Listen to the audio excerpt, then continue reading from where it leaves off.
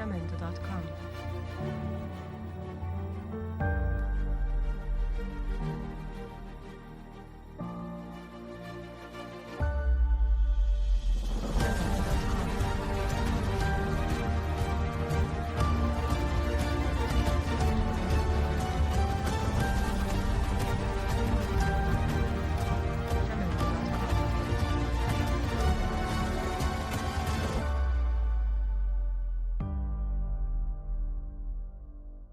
Bienvenidos a una nueva clase flipada de biología.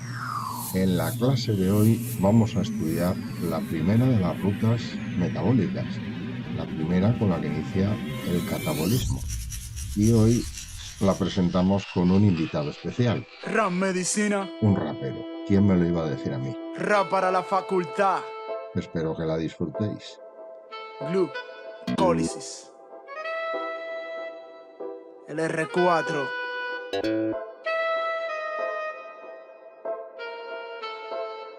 Se te complica aprenderte esta cosa, principal ruta para el metabolismo y la glucosa. Ya sé que estoy con expertos y no novato, y que el producto terminal de esta vía es el piruvato. Glucólisis en toda la célula transcurre en el citozoide, ella se ocurre, pero ya no te rompa el coco ni pierdas el foco. Un poco de rap medicina pa' que no te vuelva.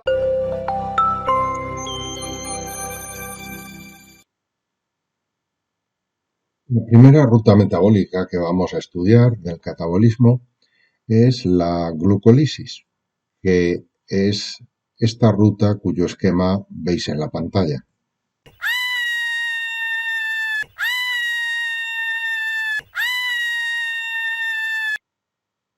Bueno, no os asustéis, no va a ser para tanto. Esta es la ruta completa, pero vosotros no vais a tener que aprenderos ni mucho menos todo esto. En todas las rutas metabólicas, no solo la glucólisis, todas las demás que vamos a ver, tenéis que saber la molécula con la que empieza la ruta, la molécula con la que finaliza y todas las moléculas que entran o salen de la ruta. Me explico. Todo el ATP o NADH que se gasta o que se forma. De modo que yo os voy a explicar lo que sucede aquí, pero luego os voy a poner una diapositiva con la imagen de lo que os tenéis que saber. Bueno, sí, la glucólisis es un proceso complejo. Comprende 10 reacciones. Y una cosa importante y que tenéis que tener clarísima, todas estas reacciones ocurren en el citoplasma. Y ocurren en el citoplasma porque las enzimas que controlan cada una de las reacciones, que son las que tenéis en el esquema, se localizan en el citoplasma. ¿De acuerdo? Bueno, el nombre significa literalmente rotura de la glucosa. Y efectivamente eso es lo que va a suceder. La glucosa, que es una hexosa, se va a romper y va a producir una molécula de 3 átomos de carbono. Ya os he dicho alguna vez que todo lo que signifique romper enlaces significa producir, obtener energía.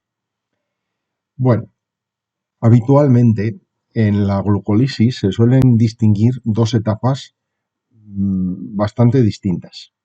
En la primera, fijaos, os he puesto en rojo las cosas importantes. En la primera fase va a haber un gasto de energía, va a haber un gasto de ATP. Por ejemplo, fijaos en la primera reacción. La glucosa se convierte en glucosa 6-fosfato, pero para que eso ocurra, el ATP se tiene que convertir en ADP, es decir, pierde un fosfato. Claro, es el fosfato que va a quedarse en la glucosa. ¿Vale? Eso supone un gasto de energía. En la tercera reacción ocurre algo parecido. La fructosa 6-fosfato se va a convertir en fructosa 1,6-bifosfato. Es una reacción equivalente a la anterior. Finalmente, la siguiente reacción es en la que se produce la rotura no directamente de la glucosa, sino de la fructosa 1,6-bifosfato. Fijaos cómo la fructosa 1,6-bifosfato se rompe en dos triosas. Ahí tenemos ya la rotura. Por cierto, las dos triosas, que son las dos posibles que hay, la dihidroxiacetona fosfato y el gliceraldehído 3-fosfato, se isomerizan, es decir, están intercambiándose la una en la otra. De tal manera que en realidad es como si obtuviéramos dos moléculas de gliceraldehído 3-fosfato.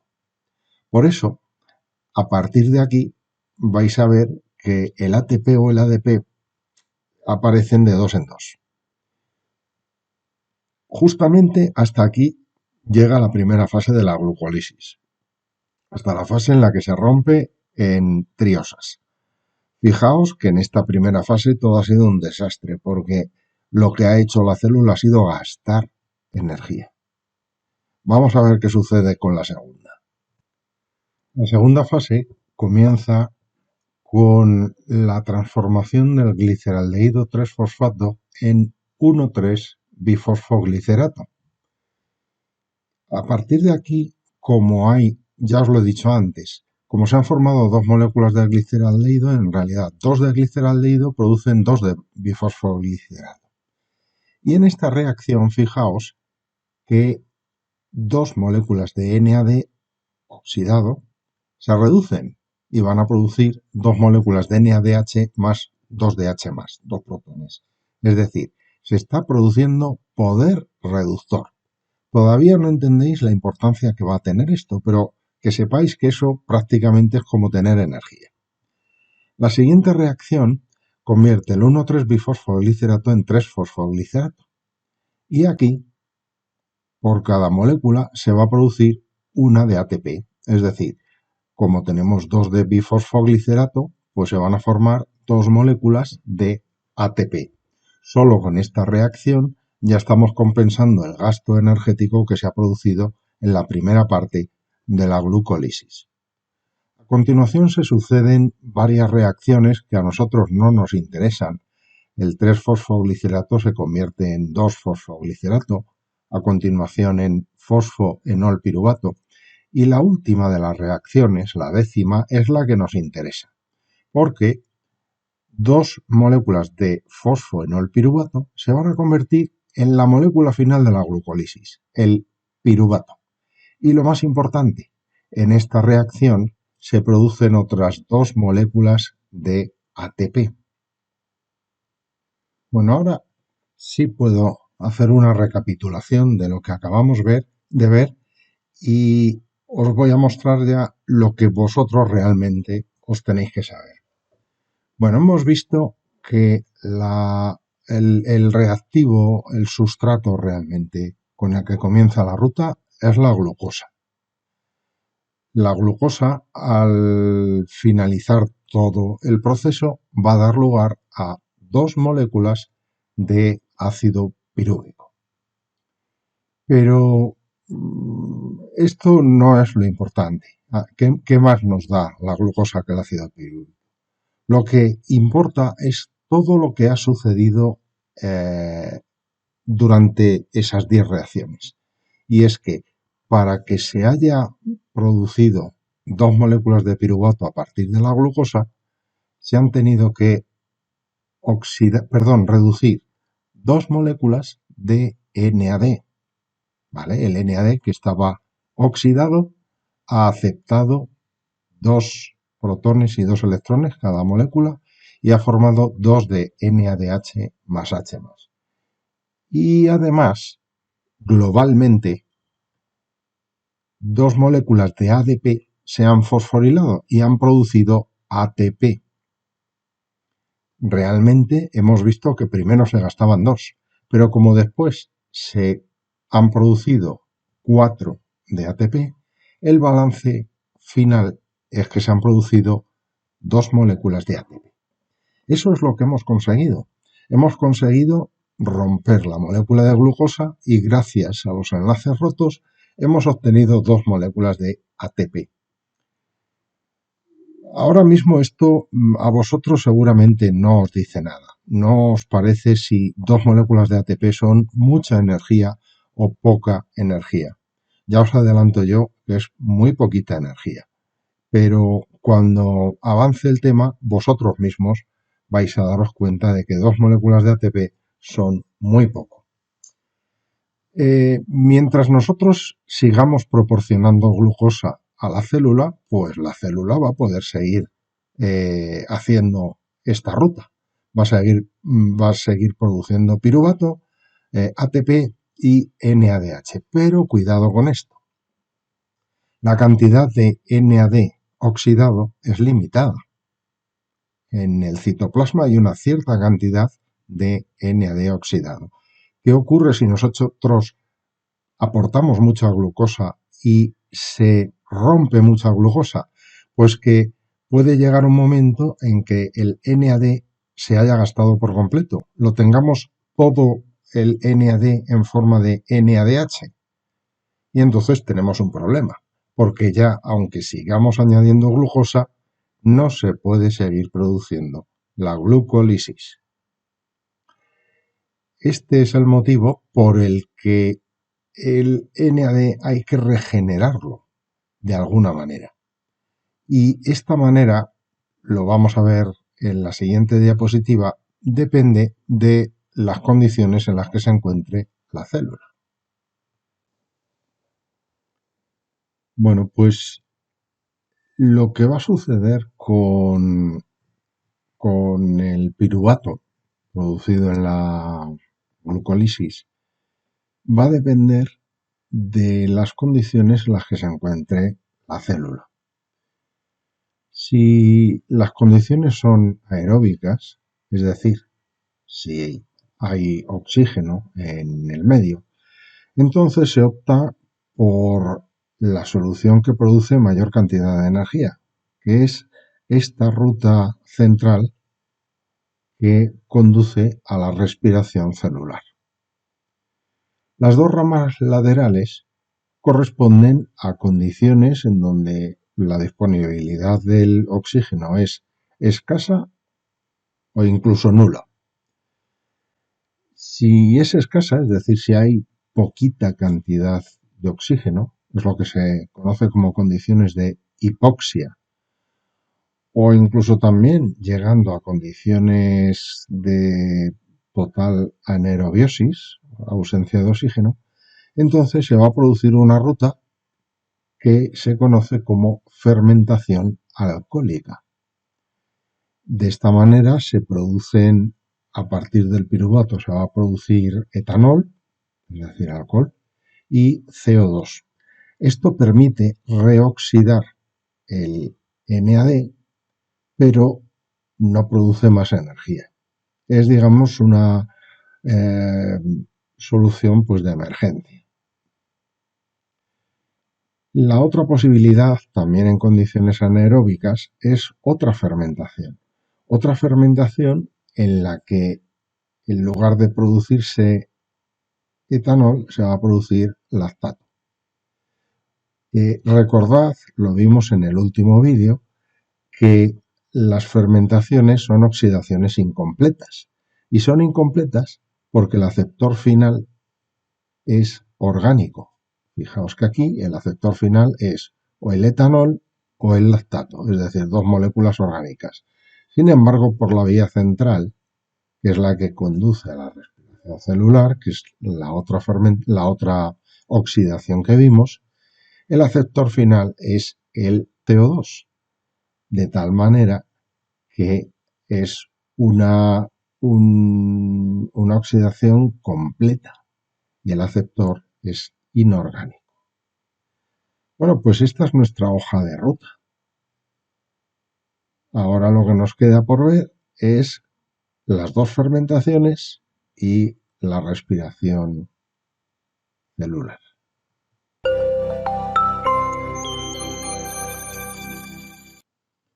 Bueno, pues aquí tenéis la primera de las fermentaciones.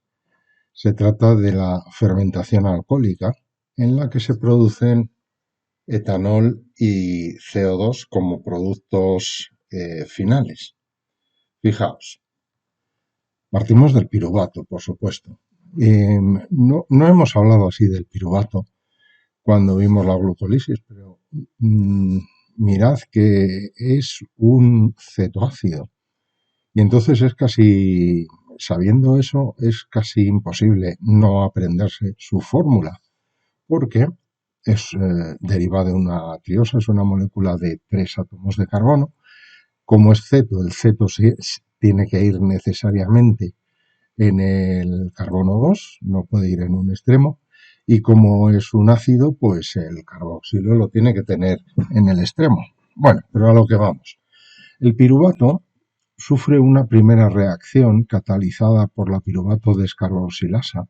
El nombre de la enzima no es necesario que os lo aprendáis. Y en esta primera reacción se produce lo que se conoce como una descarboxilación, es decir, la pérdida de un carboxilo. Eso implica que a partir de una molécula, el piruvato, con 3 átomos de carbono, se forma otra con solo 2, el acetaldehído. Y a continuación, el acetaldehído, fijaos, se oxida o se reduce a etanol.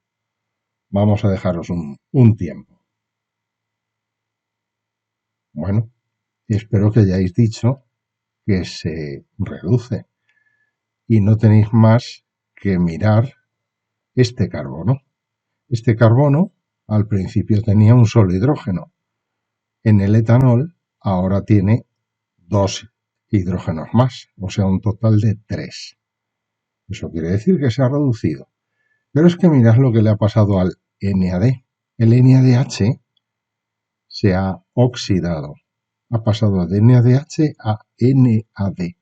Fijaos que siempre, si lo que se va a producir es una reducción, como en este caso, entonces el NAD se tiene que oxidar. Entonces tiene que pasar de NADH a NAD. Cuando lo que se produce es una oxidación, sucede al revés. Bueno, pues esta fermentación la realizan muchos microorganismos. En particular, uno que nos interesa es el género Saccharomyces, que son las levaduras que se utilizan para la elaboración del pan o para la elaboración del vino, de la sidra, etc. Y todos esos procesos, que son procesos biotecnológicos, se basan en esta serie de reacciones, en estas 2 reacciones que forman la fermentación alcohólica. La fermentación láctica, la segunda que vamos a estudiar, es todavía más sencilla porque consta de una sola reacción. En este caso, el piruvato no va a perder ningún átomo de carbono, se convierte en otra molécula de 3 átomos de carbono, que es el lactato o ácido láctico.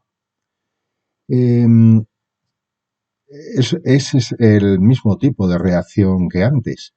En este caso, una reducción también. Fijaos como nuevamente el piruvato, concretamente el carbono 2, que se une únicamente a un oxígeno, pasa a tener un grupo OH y un hidrógeno, es decir, gana 2 hidrógenos. ¿De dónde vienen los hidrógenos? Otra vez del NADH.